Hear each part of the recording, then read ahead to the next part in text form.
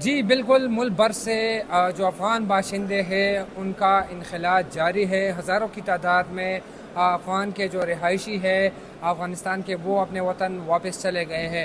کچھ ایسے لوگ بھی ہیں جو یہاں پر پاکستان میں پیدا ہوئے ہیں اور ان کے جو شناختی کارڈ ہے وہ ڈسپیوٹڈ ہے، یعنی متنازع ہے. انہوں نے پشاور ہائی کورٹ سے بھی رجوع کیا ہوا ہے. اس وقت ہمارے ساتھ قانون دان نعمان محب کا خیل موجود ہے. ان سے بات کرتے ہیں کہ کیا مشکلات ہیں ان لوگوں کو اور عدالت نے کیا حکم صادر فرمایا ہے. بہت شکریہ.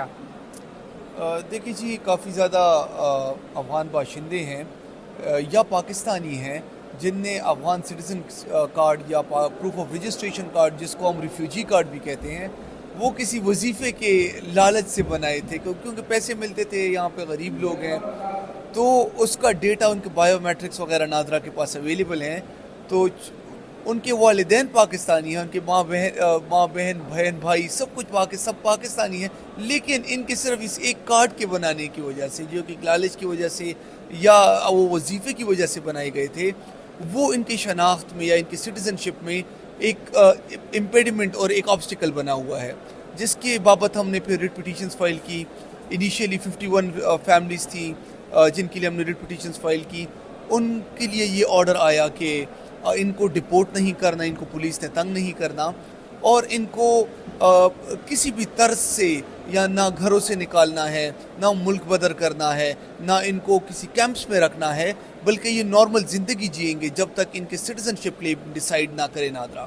ساتھ ہی ساتھ ایک وہ بنایا گیا، ایک لسٹ بنائی گئی ہے انٹیریئر منسٹری کی کہ جتنے متنازعہ سٹیزن شپ ہیں، ڈسپیوٹڈ ہیں، وہ جب تک کلیئرنس سرٹیفکیٹس نہیں لیتے اور ان کا مسئلہ جب تک انٹیریئر منسٹری کے ساتھ چل رہا ہے، تو ان کی ایک لسٹ مینٹین کی جائے گی جو کہ ہر پولیس افسر کے ساتھ موبائل میں ہوگی. اور وہ جب ایک افغان باشندے کو پکڑیں گے تو چیک کریں گے کہ آیا ان کا نام اس لسٹ میں ہے یا نہیں.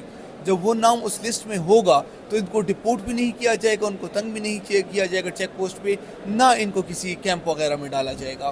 ابھی بھی اس طرح ایک دوسرا کیس لگا تھا جس میں 1979 سے پہلا ریکارڈ تھا ان کے پاس پاکستان کا.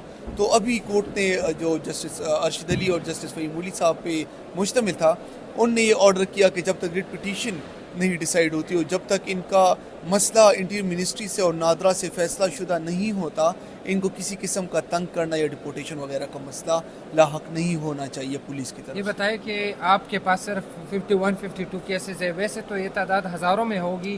دوسرا یہ بتائیں کہ کیا یہ لالچ اب ان کے گلے نہیں پڑا ہے؟ دیکھیے، ہمارے پاس تو ہزاروں کی تعداد میں کیسز ہیں، یہ دن کے 50-60 کیسز لگتے ہیں. تو یہ 51 52 کیسز جو میں نے کہا یہ بالکل لیٹسٹ کیسز ہیں. تو ابھی دن کے 50 سے 100 کیسز لگ رہے ہیں، اور یہ فیملیز کی، جب ہم کیس کی بات کرتے تو ایک پوری فیملی کی کیس ہوتا ہے، ایک باشندے کا نہیں ہوتا.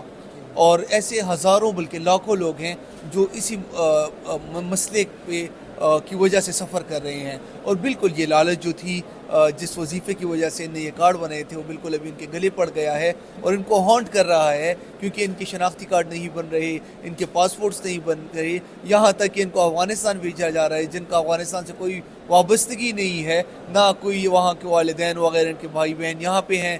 افغانستان یہ کبھی زندگی میں گئی نہیں، نہ ان کا گھر ہے وہاں پہ، نہ کوئی کاروبار ہے. ان کو وہاں پہ بھیجا جائے گا ایک ایسے ملک جو ان کا ملک ہی نہیں ہے، صرف اس کی وجہ سے کیونکہ ان نے ایک لالچ کی ایک وظیفہ لیا اور ابھی تک وہ سفر کر رہے ہیں اس پہ. اس غلطی کی سزا ملنی نہیں چاہیے ان کو؟ دیکھیے جی، جب ہم سزا کہتے ہیں تو پروپورشنلٹی ملتی ہے. تو ان نے جو اتنے سال سفر کر لیا ہے کہ یہ ایک مہاجر کی زندگی جی رہے ہیں، ان کو بہت زیادہ ہوتے، ان کو لاکھ روپے ملے ہوں گے، 60-70 ہزار روپے ملے ہوں گے، ان کو اس سے زیادہ نہیں ملتے.